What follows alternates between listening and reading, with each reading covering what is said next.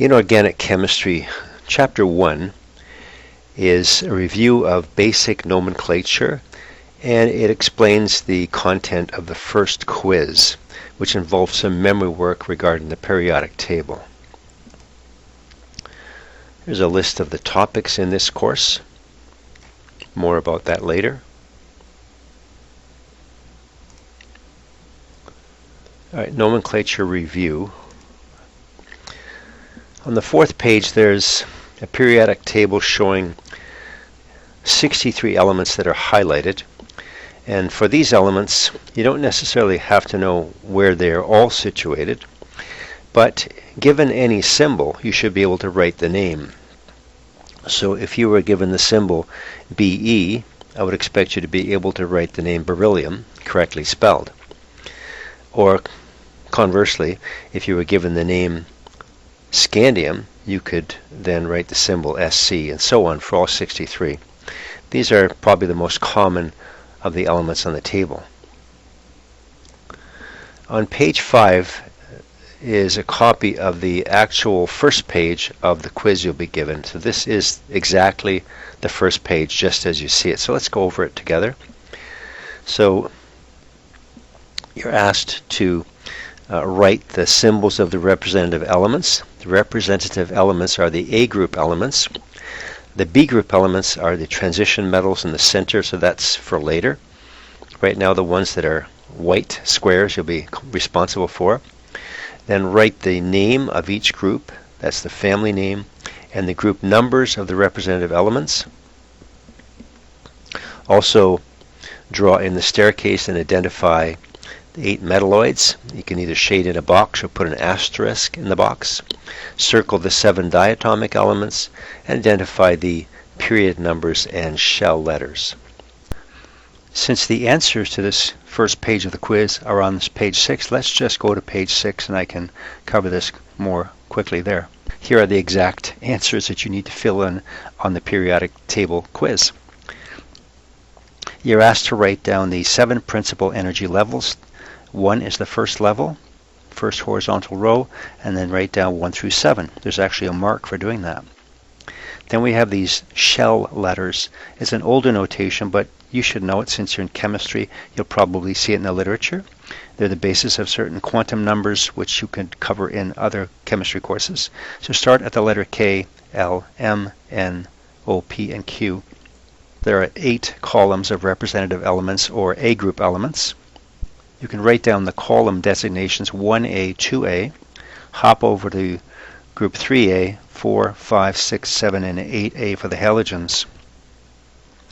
You should learn the names of these groups. The alkali metals are very basic, and that's what the word alkali means. It means basic. When you put them in water, these metals, they produce hydroxide ion. The second group, group 2A, are called the alkaline earths or alkaline earth metals, and they're almost as basic as the alkali metals. They're still basic, especially the lower ones. Group 3A is the aluminum group, named after the most important element in the group. Group 4A is the carbon group, named after the most important element in the group and arguably the most important element on the table. Group 5A is sometimes called the nitrogen group, but as chemists you should know the classical chemistry name. The name is nicogens. The P is silent in that word. Group 6A, sometimes called the oxygen group. Again, I'm going to ask you to learn the chemistry name, which is chalcogens. Group 7A, I've seen it written as the fluorine group, but hey, the chemistry name is the halogens. And finally, Group 8A are the noble gases. Not to be confused with Nobel. Alfred Nobel is spelt differently. So this is Nobel. That's the Nobel Peace Prize, but that is not the name of this group. It's noble, as in inert. It used to be called inert gases. You're asked to write the symbols of the elements in their proper locations. And everybody learns differently, but I found that one system that most people have some success with is to write down the first 2 horizontal rows horizontally and then go vertically, and that's the way I'll present it, but you do whatever works for you. So on the far left In the first principal energy level, we have hydrogen with 1 proton and 1 electron, and all the way to the end of the table is helium with 2. Then if you could learn the second row, I think it'll work well from there. So it goes lithium, beryllium, boron, carbon, nitrogen, oxygen, fluorine, and neon. Most of the errors I see the students make involve mixing up these letters B, C, N, O, but in this range, note that it's alphabetic. We get B before C, before N, before O, and usually most people know that fluorine's a halogen. So it's just in here. If you can remember that it's alphabetic, you'll probably be good to go for a starter. Then I find it useful to go down the columns. Lithium, sodium, potassium, rubidium, cesium, and francium. Group 2A, the alkaline earths, beryllium, magnesium, calcium, strontium, barium, and radium, not to be confused with radon on the other side of the table here. Radium is radioactive. Group 3A, boron, aluminum, gallium, indium, and thallium. And the carbon group, group 4A, carbon, silicon, germanium, tin, and lead. Group 5A, the nitrogens, starting with nitrogen, phosphorus, arsenic, antimony, and bismuth. And group 6A, the chalcogens, we have oxygen, sulfur, selenium, tellurium, and polonium, named after Poland. Marie Curie named it. And the halogens, group 7A, fluorine, chlorine, bromine, iodine, and astatine. The noble gases, helium, neon, argon, krypton, xenon, radon. You notice I left out the rest of the 7th row because they're somewhat obscure. You're also asked to draw the staircase on the periodic table. The staircase, it looks like a staircase. It's a staircase, like you're walking down the stairs. And starting at boron, diagonally down to astatine, every element that touches 2 sides of the staircase is a semi-metal. For instance, astatine and polonium, tellurium and antimony, arsenic and germanium, silicon and boron. Now you should say, what about aluminum? It touches 2 sides of the staircase. Isn't it a semi-metal or metalloid? Well, it does have some distinctly characteristic properties of semi-metals, but it has more characteristics of a metal. As you're familiar with it, I'm sure it's shiny, it's flexible, malleable, it is electrically conducting, thermally conducting. It is very much a metal, so it's the exception to the rule that 2 sides of the staircase touching an element identifies it as a semi-metal. Now, elements to the left of the staircase are all metals, with the exception of hydrogen, which is a non-metal. Elements to the right of the staircase are non-metals.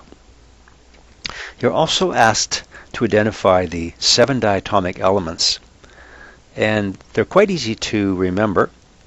Now, they're not written the way I'm going to write them right now. They're just written as single atoms, but you need to be aware that these are present as diatomic elements, so H2. So don't write H2 on the table, I'm just making the point. This is a diatomic element. Hydrogen normally exists as pairs in a molecule rather than singular atoms, except on the surface of the sun, I've read, where the temperature is supposedly 6,000 Kelvin.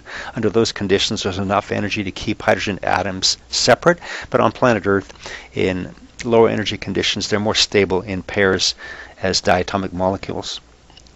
And then slide over to nitrogen, the main component of the air we breathe, followed by oxygen, fluorine, chlorine, bromine, and iodine. So those are the 7 diatomic elements. That is, they exist naturally in those forms. And it's pretty easy to remember because they make the number 7 on the periodic table. It's not a great 7, but it helps you remember it, right?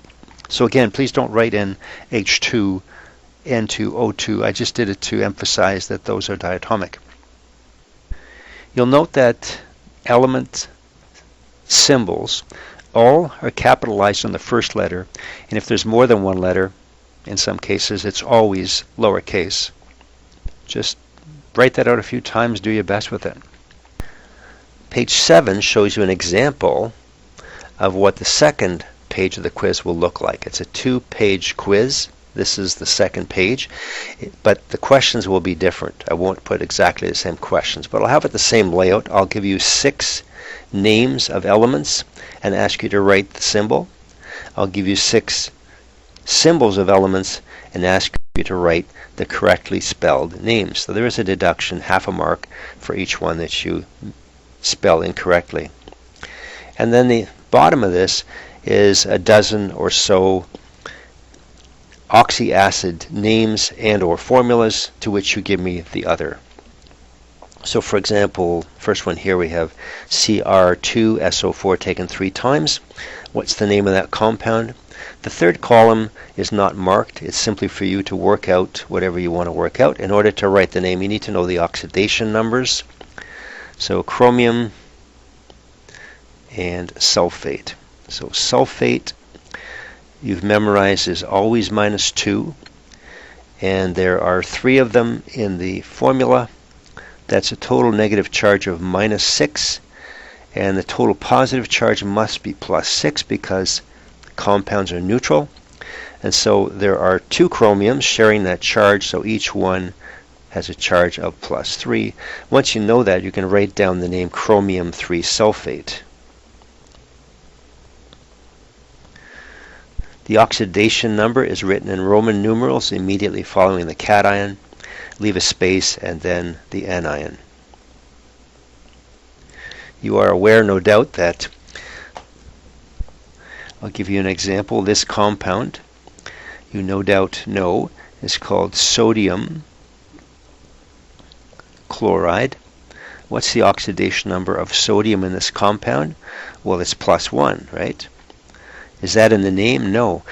If the first atom or ion in the compound's name has only one possible oxidation number or state, like sodium, it's always +1, then the oxidation number is not stated. It would be redundant to do so. We don't say sodium 1 chloride, nor do we say calcium 2 chloride.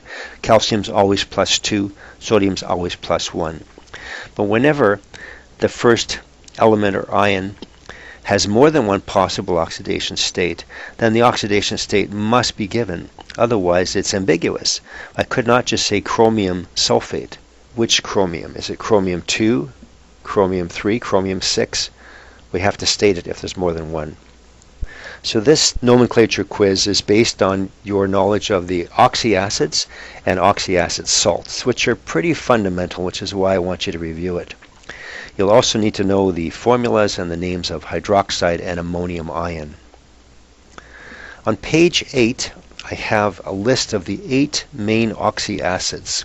Now there are many oxyacids, but these are the most important ones, and if you can name these, you can generally name most of the others without much of a stretch. Acetic, chloric, bromic, iodic, nitric, sulfuric, phosphoric, carbonic. The 8 main oxyacids. You should learn their names and their formulas. And then when all of the acidic hydrogens are removed from them, we get a polyatomic anion whose names are something you must also learn. So acetate, chlorate, bromate, iodate, nitrate, sulfate, phosphate, carbonate. Now, I've put a box around chloric, bromic, and iodic, and chlorate, bromate, iodate, because they form analogous polyatomic compounds. So if you learn one, you really learn them all. Now, some of the oxyacids exist in forms with more or less oxygens. For example, sulfuric acid has a little brother called sulfurous acid with 1 less oxygen. Likewise, phosphoric acid has a little brother, phosphorus acid, and a baby brother, hypophosphorus acid. So some of these oxyacids have more or less oxygens than the main oxyacid. So the main acids are all named with the ic acid ending: acetic, carbonic, nitric, sulfuric, phosphoric, chloric. If the oxyacid has 1 less oxygen than the main oxyacid. It's named as an us acid. So we have nitrous, sulfurous, phosphorus, and chlorous acid. A couple of them have 2 less oxygens than the normal ic acid, and they're named hypo-us. So we have hypophosphorus acid and hypochlorous acid. And then we have the odd one where it has 1 more oxygen than the main ic acid, so it's named per-ic. We have perchloric, perbromic, periodic. And the prefix per in chemistry nomenclature means 1 more than usual. For example, you probably heard of hydrogen peroxide, right? H2O2 has 1 more oxygen than the normal oxide of hydrogen, which is H2O. There's a mnemonic here, a memory aid. A car never stays perfectly clean. I had asked my mom and dad one time to help me figure out a mnemonic, a sequence that would help students memorize a certain order of oxyacids, and I just listed them this way because it goes from least number of forms to increasing number of oxyacid forms.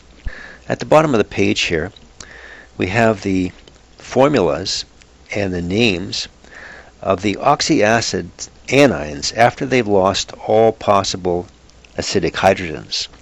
So an ic acid, like acetic acid, its anion is called acetate.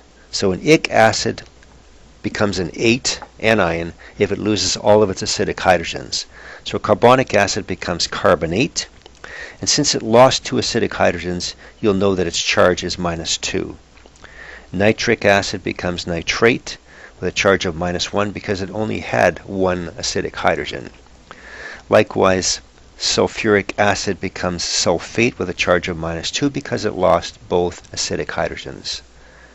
Phosphoric acid, on losing 3 hydrogens, becomes phosphate with a charge of -3.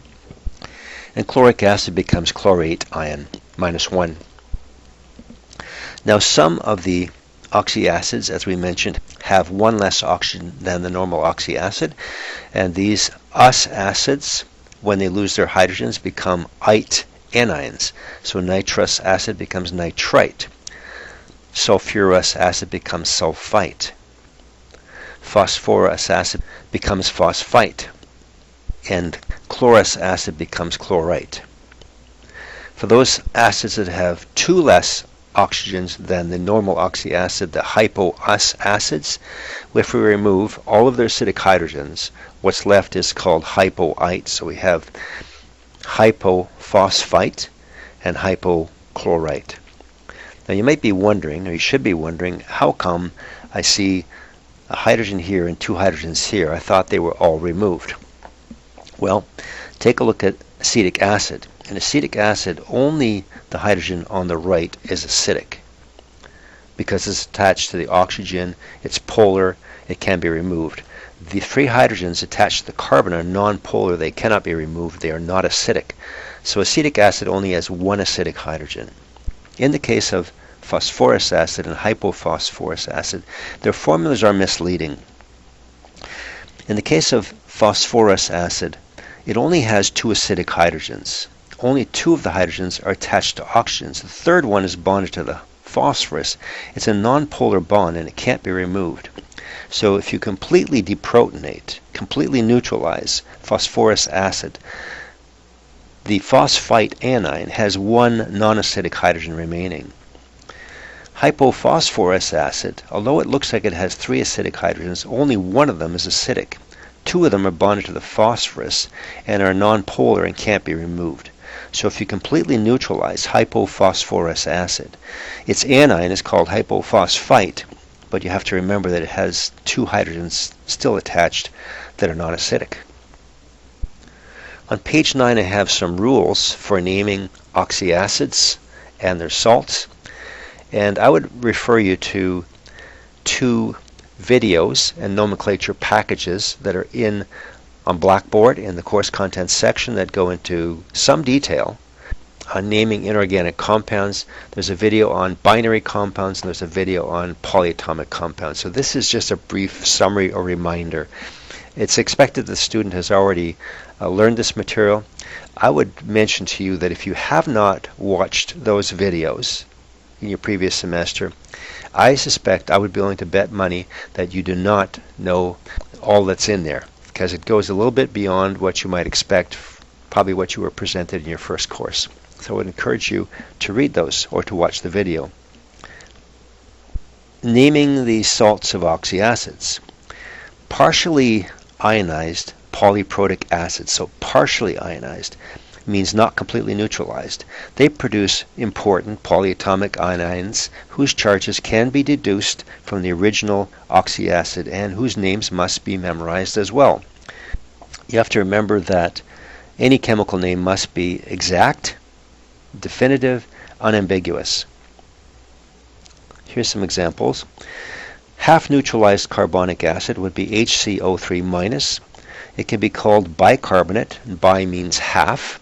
So in English, the word bi is somewhat ambiguous. It can mean two, or it can mean half. In the context of, say, you get paid bi-monthly, that generally means you get paid every half month. And bi in nomenclature means half. So half of the hydrogens have been removed. It's bicarbonate. It can also be named as monohydrogen carbonate. Now what about the brackets? The bracket means it is optional, but only in certain cases. If this was sodium hydrogen carbonate, you could then just say sodium hydrogen carbonate, and it would be obvious how many hydrogens there are, because both sodium and hydrogen have a charge of +1. Both are mentioned, so they both must be in the compound, and carbonate's -2. But if you simply name the ion by itself, well, then you'd have to say, without the brackets, monohydrogen carbonate, because we wouldn't know if you just said hydrogen carbonate. Do you mean this? This could be hydrogen carbonate, right? So it's an ion by itself. Don't put the mono in brackets. Call it monohydrogen carbonate, or simply name it bicarbonate. If there's a metal in front of it, you could then just say sodium hydrogen carbonate, and it's obvious that there must be one hydrogen. The nomenclature requires attention because definitive names are necessary in the sciences. Half neutralized sulfuric acid is monohydrogen sulfate, same points about the parenthesis, also called bisulfate. Half neutralized sulfurous acid is called monohydrogen sulfite or bisulfite. Now phosphoric acid is triprotic. If we remove just one hydrogen, what's left is dihydrogen phosphate. Charge would be -1. Let's go down here. If two hydrogens are removed from phosphoric acid and only one is left, it would be monohydrogen phosphate. Now notice there is no such thing as biphosphate. Bi means half, and phosphate has 3 acidic hydrogens, so you can't have half of 3. It's not an even number. No such thing as biphosphate. For phosphorus acid, H3PO3, recall it has 2 acidic hydrogens. If one of them is removed, we get H2PO3-1, and that would be called dihydrogen phosphite. If both of them are removed, then we'd have HPO3-2, and that would be called simply phosphite, or you could call it monohydrogen phosphite. That works. Recall also we have the oxyacid H3PO2, which is hypophosphorus acid, which only has 1 acidic hydrogen. So it can only have 1 neutralized salt. Hypophosphite right here, H2PO2-1. It could also be called dihydrogen hypophosphite, although it's ambiguous. If you say hypophosphite, it's understood there are 2 hydrogens, but it's not incorrect to say dihydrogen hypophosphite. So the neutral compounds of some of these partially neutralized oxyacids can be named in several ways. For example, NaHSO4 can be named sodium hydrogen sulfate or sodium bisulfate. CaHSO4 taken twice is calcium hydrogen sulfate or calcium bisulfate. AlHSO4 taken 3 times is aluminum monohydrogen sulfate or aluminum bisulfate. For the phosphoric acid-salt compounds, NaH2PO4, a variety of names.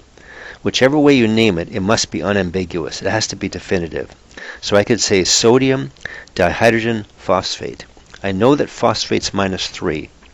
That means I must have 3 cation charges, if you will. Sodium is 1 and dihydrogen is 2, so I know that's 3. Now you could say, if you wanted to, you could say monosodium dihydrogen phosphate. That's not wrong, but it's not necessarily required. The di is, again, optional here. You could say monosodium hydrogen phosphate. Because if you say there's 1 sodium and there's also hydrogen mentioned, then there has to be 2 hydrogens. You don't have to say di. Wouldn't be wrong. You could say monosodium dihydrogen phosphate. It's clear. Or you could just say monosodium phosphate.